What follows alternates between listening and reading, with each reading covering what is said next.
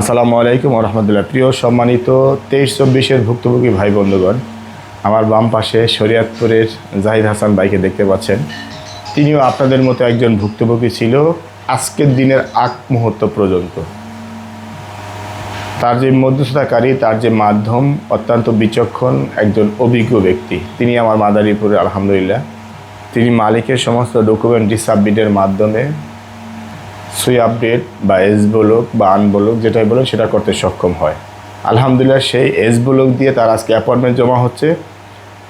প্রত্যাশা করতেছি আগামী সপ্তাহের প্রথম দিকে এই জাহিদ হাসান ভাইকে আপনাদের সামনে আবারও দেখাবো, তখন পাসপোর্টে ভিসা সহ দেখাবো ইনশাল্লাহ। কারণ এখন এরকমটাই হচ্ছে, ভিএফএসগুলো বলে ফাইল সাবমিট করার 3 দিন 5 দিন বা 10 দিন পরেই ডেলিভারি হচ্ছে।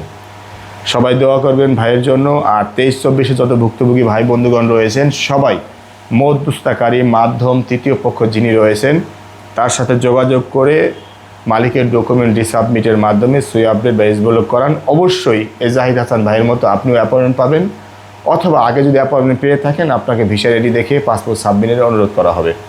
ভাইয়ের নুলস্তা ছিল পেরুগা শহরে, আমি স্ক্রিনে দিয়ে দিব। এই শহরে যারা রয়েছেন তারা অবশ্যই বিশেষ করে মাধ্যমের সাথে জোরপূর্বকভাবে কথা বলবেন যে এই শহরে যেহেতু 24 সালের হচ্ছে তাহলে আমাদের কেন হবে না।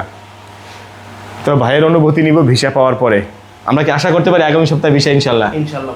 ইনশাল্লাহ। আসসালামু আলাইকুম রহমতুল্লাহ।